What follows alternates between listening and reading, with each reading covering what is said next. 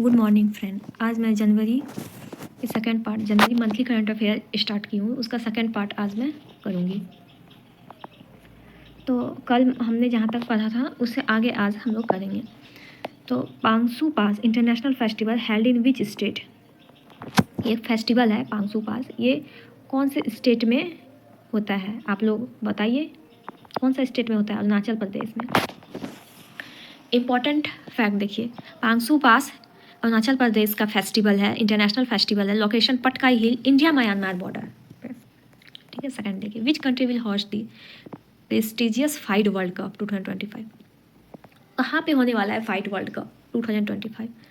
आप लोग बताइए कहाँ पे होने वाला है? इंडिया में होने वाला है। ठीक है, हमारा इंडिया में होने वाला है। ठीक है। फाइट क्या है? इंटरनेशनल चेस फेडरेशन, जो कि इस्टेब्लिश हुआ है 20 जुलाई 1924 में। ठीक है। Head quarter Lausanne Switzerland.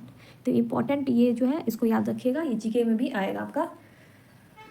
Establish हुआ है 20 जुलाई 1924, हेड क्वार्टर लुसानी स्विट्जरलैंड। अब फाइट वर्ल्ड कप कहाँ पे होस्ट हो रहा है, कहाँ पे हो रहा है? इंडिया में हो रहा है। नेक्स्ट देखिए वर्ल्ड बरेली डे एनुअली कब ऑब्जर्व किया जाता है? 4 जनवरी को हम लोग मनाते हैं और celebrate on the birth anniversary of Louis Braille who invented Braille system. वो जो कि देख नहीं पाते हैं ना, उसके लिए ये है। एक मशीन होता है, उसको यूज़ करके वो लोग अपना काम करते हैं, पढ़ाई लिखाई कुछ भी करता है। तो वर्ल्ड बरेली डे 4 जनवरी को मनाया जाता है। लुइस बरेली ने इन्वेंट जो किया था बरेली सिस्टम, उसके बर्थ एनिवर्सरी पे किया जाता है। ठीक है। नेक्स्ट देखते हैं। देखिए who has been appointed as next ambassador to Israel. Next ambassador कौन है इजराइल का? किसको अपॉइंट किया गया है? India's new ambassador to Israel. भारत का नया राजदूत किसे नियुक्त किया गया है इजराइल में? जितेंद्र पाल सिंह। ठीक है। ये हमारा देखिए मैप आपको, ये रहा इजराइल, ये रहा हमारा डेट सी। इजराइल का कैपिटल क्या है आप लोग कमेंट कीजिए। हु ऑर्गेनाइज्ड ऑपरेशन सर्द हवा। सर्द हवा ऑपरेशन कौन ऑर्गेनाइज कर रहा है? इसका आंसर बताइए क्या होगा? BSF। लोकेशन कहाँ है इसका? Indo Pakistan border in Rajasthan. ठीक है। सर्द हवा BSF ऑर्गेनाइज कर रहा है। Who has been appointed as a director of the Liquid Propulsion System Center? कौन डायरेक्टर है लिक्विड प्रोपल्सन सिस्टम सेंटर का? किसको अपॉइंट किया गया है director liquid propulsion system centre का? LPSC। बताइए आप लोग कमेंट कीजिए किसको किया गया है? ये M मोहन को किया गया है। ठीक है। ISRO liquid propulsion system centre LPSC, जो कि लोकेटेड है थिरुवनंतपुरम केरल में। ठीक है। इसरो लोकेटेड है और ये इसका ये जो सेंटर है ये भी है लिक्विड प्रोपल्सन सिस्टम सेंटर। इसका डायरेक्टर M मोहन को अपॉइंट किया गया है। नेशनल स्टार्टअप डे जल्दी से आप लोग बता दीजिए। नेशनल स्टार्टअप डे कब सेलिब्रेट किया जाता है? एवरी ईयर 16 जनवरी को। ठीक है। 16 जनवरी 2016 में startup India was launched, PM Modi के द्वारा, जो 2022 में ही किया गया था अनाउंस्ड। तो 16 जनवरी 2016। ठीक है। स्टार्टअप इंडिया लॉन्च किया गया था PM मोदी, तो तब से ही 16 जनवरी को नेशनल स्टार्टअप डे मनाया जाता है एवरी ईयर। अब देखिए who has been appointed as the new finance secretary of India. आप लोग बताइए न्यू फाइनेंस सेक्रेटरी कौन बने हैं अभी? किसको? जिसने TV सोमनाथ को रिप्लेस किया है। Tuhin Kanta Pandey. Tuhin Kanta Pandey appointed as a new finance secretary of India. जिसने रिप्लेस किया मीन्स हटाया है TV सोमनाथ को। फाइनेंस सेक्रेटरी क्या है? Administrative head and principal advisor of ministry of finance. ठीक है। ये मिनिस्ट्री ऑफ फाइनेंस के अंडर आता है, उसका एडमिनिस्ट्रेटिव हेड और प्रिंसिपल एडवाइजर होता है मिनिस्ट्री ऑफ फाइनेंस। अभी हम लोग का मिनिस्ट्री ऑफ फाइनेंस क्या है आप लोग कमेंट कीजिए। फाइनेंस सेक्रेटरी का इस्टेब्लिशमेंट कब हुआ था? 1947 में, जब हमारा देश आज़ाद हुआ था। इसका टर्म होता है 2 ईयर का।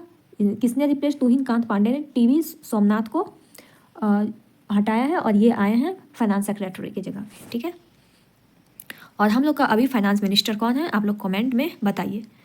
Ocean anoxic event 1A occur during which geological period. देखिए क्यों ये न्यूज़ में है, ये बोलता है ओशियन, ये पहले इसका फुल फॉर्म याद रखिए। ओशियन एनॉक्सिक इवेंट 1A ये अकर्ड होता है ड्यूरिंग विच जियोग्राफिकल पीरियड। कौन सा पीरियड में ये होता है? तो पहले इसके बारे में जानते हैं ये क्या चीज़ है। ठीक है। Why in news? Recently study published in Science Advance providing time and durations of ocean anoxic 1A by studying prehistoric rocks fossils from Mount Acibes to Japan.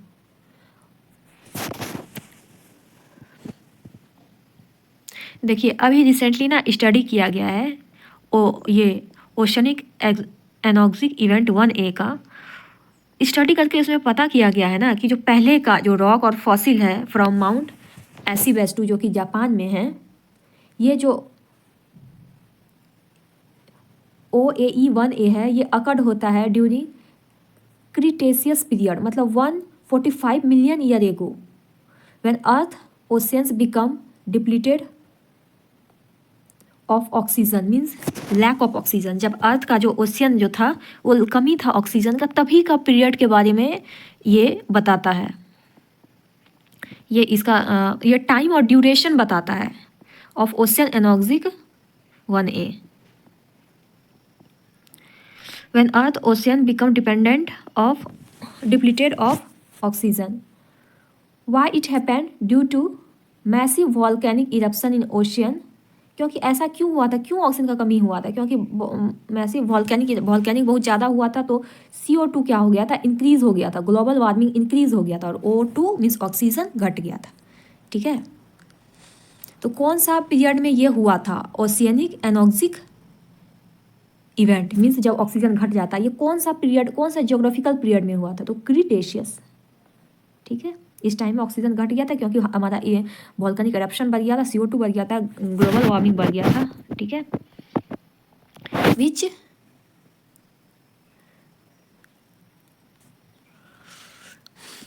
ये थोड़ा सा धुंधला दिख रहा है, इसके लिए माफ कीजिएगा।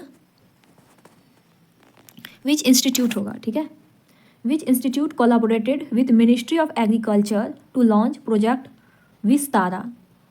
कौन सा इंस्टीट्यूट मिनिस्ट्री ऑफ एग्रीकल्चर से मिला है और प्रोजेक्ट विस्तारा लॉन्च किया है? IIT मद्रास। ठीक है, तो प्रोजेक्ट विस्तार इसका फुल फॉर्म है virtually integrated system to assess agriculture resource. Virtually integrated system to assess agriculture resource aim to enhance the efficiency of agriculture extension system through digitalization. देखिए विस्तार का मतलब होता है क्या, एग्रीकल्चर रिसोर्स जो है ना उसको बढ़ाना, और कैसे बढ़ाना, डिजिटलाइजेशन से, मीन्स उसको वर्चुअली जो कि डिजिटल के थ्रू उसको एक्सटेंड करना। तो virtually integrated system to assess agriculture resource, हम लोग डिजिटली भी उसको ले सकते हैं एग्रीकल्चर को, मतलब उसका रिसोर्स को।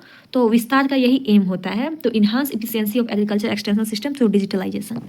It content detail of 12,000 startup in agriculture and farming sector. ये डिटेल 12,000 डिटेल ये स्टार्टअप लगता है in agriculture and farming sector में, विस्तार जो है हमारा। तो कौन सा इंस्टीट्यूट अभी कोलैबोरेट किया है विस्तार से? IIT Madras. When is Indian army day celebrated every year? Indian army day कब सेलिब्रेट किया जाता है आप लोग बताइए? 15 जनवरी को। इसका थीम क्या है? ये एग्जाम में आता है, समर्थ भारत सक्षम सेना, इंग्लिश में बोलेंगे तो कैपेबल इंडिया एम्पावर्ड आर्मी। ठीक है, आर्मी डे इस्टेब्लिश कब हुआ था? 1 अप्रैल 1895 अंडर ब्रिटिश रूल, तभी ब्रिटिश का रूल था 1895 में, 1 अप्रैल को इस्टेब्लिश हुआ था इंडियन आर्मी। वाई 15 जनवरी? क्योंकि 15 जनवरी 1949 को lieutenant general KM Cariappa was the first Indian who become head of the Indian forces. क्योंकि 15 जनवरी 1949 को हमारा जो लेफ्टिनेंट जनरल है KM करियप्पा, वो पहले इंडियन थे जो कि बने थे हेड इंडियन फोर्स के, इसीलिए इंडियन आर्मी डे सेलिब्रेट किया जाता है 15 जनवरी को। ठीक है, तो अब इसके साथ साथ हम लोग नेवी भी पढ़ लेते हैं, और एयरफोर्स ये कब सेलिब्रेट किया जाता है? तो इंडियन नेवी डे 4 दिसंबर को, और इंडियन एयरफोर्स डे 8 अक्टूबर को। ठीक है, when Indian army day celebrated. अच्छा, सेम क्वेश्चन रिपीट हो गया है। Where is Zmorh tunnel located? आप लोग बताइए ये वाला टनल कहाँ पे लोकेटेड है? ये जम्मू एंड कश्मीर में है। देखिए ये है जड़मोर, ये क्या है? इनोग्रेट कौन स्टार्ट किया है? PM Modi. Connecting Gagangir and Sonamarg, ये गगन जम्मू एंड कश्मीर के गगनगीर और सोनामार्ग, ठीक है, गगनगीर सोनामार्ग को कनेक्ट करता है, 6.5 किलोमीटर का है, ठीक है, याद रखिएगा, जम्मू एंड कश्मीर में लोकेटेड है। पीएम मोदी कमीशन INS सूरत, INS नीलगिरी, INS वापसी इन विच सिटी, ये तीनों को पीएम मोदी ने किस सिटी में कमीशन किया है? ये मुंबई में किया है, ठीक है। अब INS नीलगिरी के बारे में हम लोग पढ़ते हैं। ये लीडशिप है प्रोजेक्ट 17A फ्रीगेट्स का। 17A प्रोजेक्ट में ये आता है INS नीलगिरी। अब प्रोजेक्ट 17A क्या है? ये 7 advance guided missile frigates will be build, ये 7 एडवांस गाइडेड मिसाइल को बिल्ड किया है प्रोजेक्ट 17A, इसी में से INS नीलगिरी आता है। अब प्रोजेक्ट 75 क्या है इसके बारे में जानते हैं। 6 डीजल इलेक्ट्रिक अटैक सबमरीन, पनडुब्बी जिसको बोलते हैं, वो बिल्ड किया गया है।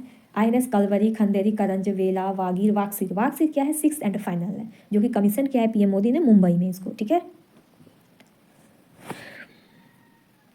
अब देखिए प्रोजेक्ट 15 भी, ये तो प्रोजेक्ट 75 था, ये प्रोजेक्ट 17 था। अब प्रोजेक्ट 15 भी क्या है? ये विशाखापट्टनम क्लास भी बोलते हैं। इसमें टोटल 4 शिप है, कौन कौन है? विशाखापट्टनम, मोरमुगाओ, इम्पाल, INS सूरत। INS सूरत जो कि 4th और फाइनल है, इसको मुंबई में कमीशन किया है पीएम मोदी ने, हमारे प्रधानमंत्री मोदी ने।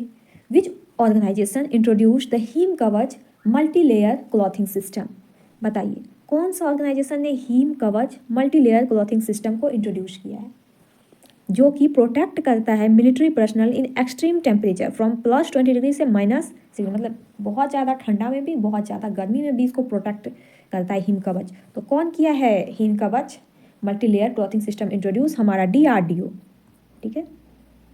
तो आज का क्वेश्चन हम लोग का यहाँ पे ही समाप्त होता है, लेकिन लेकिन मैंने आपसे एक क्वेश्चन मैं आपसे पूछना चाहती हूँ। आप लोग मुझे कमेंट में बताइए कि हमारा जो इस बार जो पीएम मोदी जो प्रधानमंत्री बने हैं वो कितने नंबर के हैं, और इस बार का लोकसभा कौन सा, मतलब कितने नंबर का लोकसभा था, ये भी आप लोग कमेंट करके मुझे बताइए। Thank you.